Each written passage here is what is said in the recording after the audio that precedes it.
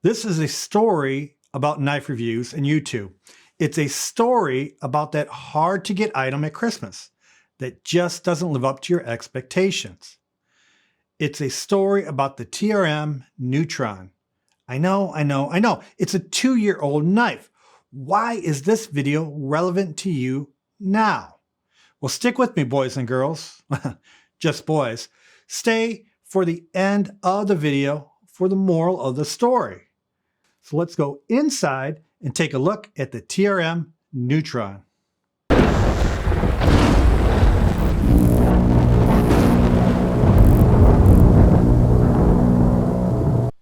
Hello and welcome back to Blade Insider, where we talk a lot about knives. Today we're talking about the TRM Neutron, but more importantly, we're talking about the effect YouTube influencers have and their effect on your knife buying habits. But before we get into that, I want you to think about subscribing to this channel. If you get anything out of this video, I hope you get the fact that we appreciate our subscribers and put a lot of work into this channel. And if you agree with anything in this video or disagree, hit that like button. Remember, we put out new content every week. Now our story starts in Three Rivers, Massachusetts with Marianne and Les Halperin and their company, Halperin Titanium Inc. The Halperins began selling supplies to knife makers in 1971. They later grew into a full knife manufacturing company with 19 CNC vertical machining centers. They manufacture private label knives, but 2 of these CNC machines are earmarked for TRM, which was incorporated in 2014 as a separate company from Halperin. So to summarize, 19 CNC machines with only 2 devoted to TRM. That may be part of the problem. TRM released the Neutron in 2018, followed by the slightly larger Atom in 2019. Now the TRM is just a small shop with little to no retail distribution. So there's no store, at least that I know of, where you could go see this knife in person. Enter the YouTube influencers, which technically I am, but I'm really small potatoes. Various reviewers rated this knife. The review that I remember most was from Nick Shabazz. Now I've seen a bunch of videos from Nick, and they always are entertaining and informative. I don't know if Nick is his real name, and I don't even know what he looks like, but he makes good videos. So let me cut to the chase. Nick liked the Neutron. He liked it so much, he made it his favorite knife of 2018. Then he liked TRM's follow-up, the Atom. He liked that so much that he made that knife 2019 Knife of the Year. The effect of Nick's review, as well as other favorable reviews on YouTube, made the demand for these knives to skyrocket. So much they became difficult, if not impossible, to purchase. On one hand, we have these YouTube influencers giving glowing reviews on knives, and on the other hand, we have demand so large that it's next to impossible to buy one of these knives. So now that I've set the stage, let's go to the bench and see if this knife is worth all that hassle. I rate my knives on 5 different categories. The first is design and aesthetics. You can order this knife with several scale options. I ordered mine with carbon fiber. One of the unique factors about these knives is the number of different scales you can accessorize your knife with. This includes G10, micarta, in all different colors. The scales range in price from $24 to $43. Now these scales aren't that large and they are pretty thin. They rest on titanium liners with titanium backspacers, stainless steel pivot, stainless steel screws, and a titanium clip. You can take apart the scales without having to take apart the entire knife.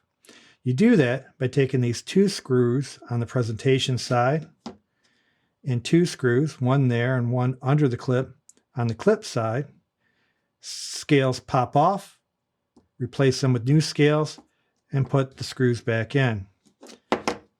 Now the blade is a full flat grind blade with a 2-part tumbling process for the finish. The blade material is 20 CV and it is thin, very thin. One of the thinnest knives that I own. In fact, there are 2 words to describe this knife. One is thin, the other is the extended drop point blade. It reminds me a lot of the Kershaw Dividend in 20 CV steel. The Dividend has a Warncliffe blade where the Neutron has the extended drop point blade, but they do have very pointy tips. The knife is a liner lock, but that lock is really recessed into the scales. And that means that you really got to dig your thumb in there in order to get the blade to disengage.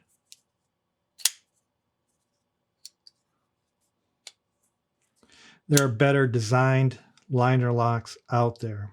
For design and aesthetics, this knife gets a 3 out of 5. The carbon fiber scale is a little too slick and the point is too extended. Also, the liner lock is a little bit too recessed. I feel like this is Goldilocks and the Three Bears. We're almost there, just a little bit off. Our next factor is carryability. Let's run the tail of the tape on this knife. Open length is 7 1/16 inches. Closed length is 4 inches. Thickness of the handle is 0.36 inches. And the knife weighs 2.5 ounces. The blade length is 3 inches. And that blade thickness is 0.9 inches. Again, the steel is CPM 20 CV.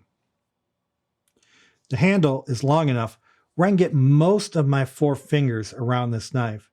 The problem when handling it is the thinness of the scales. They are slightly chamfered, but they still feel sharp when bearing down on this knife. That and the slick scales don't lend itself to the best grip. Let's see how this knife looks in a pair of jeans. Bottom line, this knife is going to carry well. The size and weight of the knife make it ideal. Now it will fit in the watch pocket of your jeans. And you know, I love knives that'll fit in this pocket. But it will also fit well in your front pocket. The thinness make it ideal to carry in the pocket of your jeans. And there's going to be a lot of room in the pocket for any other items. Again, the knife weighs next to nothing and it's very, very thin. You'll hardly know it's in the pocket at all. For carryability, this knife rates a 4.5 out of 5. I've taken off a half point for the sharpness of the scales and the slickness of the carbon fibers. Let's talk about the materials in this knife. There's a lot to like in terms of materials. First, the blade. It's a CPM 20 CV blade. Let's see how this steel compares with VG10. For ease of sharpening, 20 CV scores a 2 out of 10. Edge retention is a 9. Toughness is a 6. And corrosion resistance is a 7 out of 10.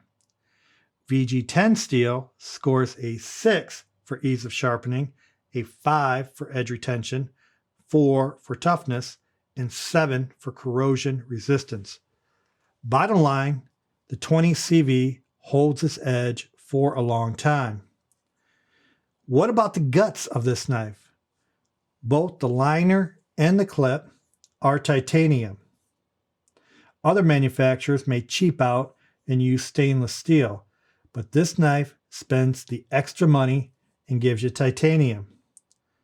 Finally, the scales are carbon fiber.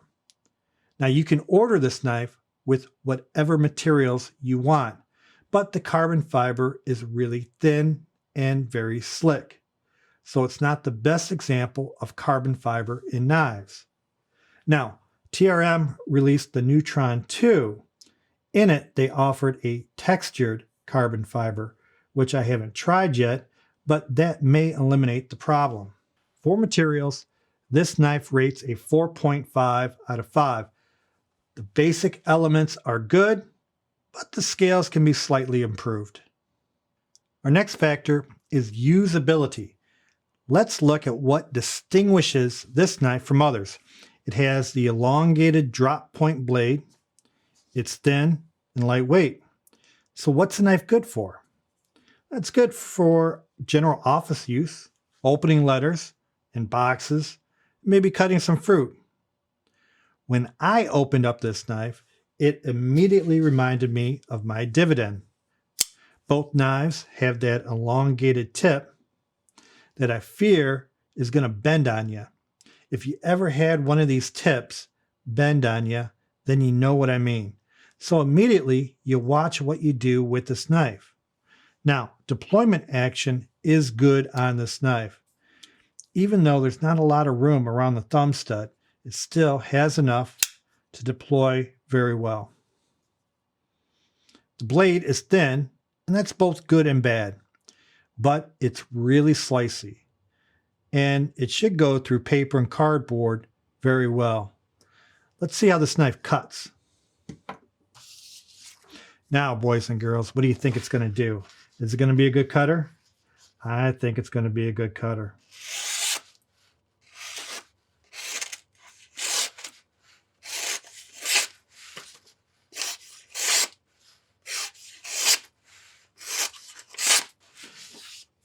Very, very slicey. Now the knife is thin and light, and that lends itself to use. You'll be carrying this knife more than others based upon its size, but it's not the most warmest knife to hold.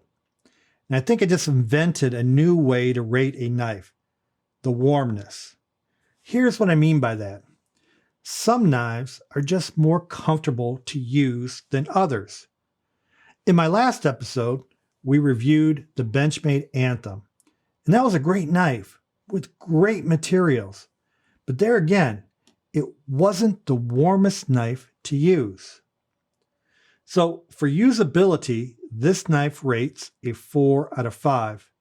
My fear of bending the elongated tip and the lack of warmness hold this knife back. Our last factor is value. When the knife was released in 2018, it was going for around $159, with carbon fiber scales adding another $15 or $20. When I bought the knife in 2019, it sold for $189 with the carbon scales. Cheaper with G10 or micarta. Now, the carbon fiber version sells for a whopping $217.50. So, is it worth it? The short answer is no. Let's take a look at this knife and compare it again with the Kershaw Dividend. Both are American-made knives. One has been discontinued, and the other is impossible to buy. The Dividend sold for around $80.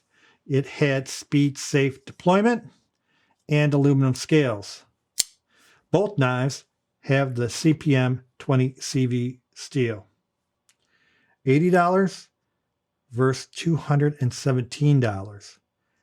I dare anyone to justify that this knife is worth $137 more than this knife.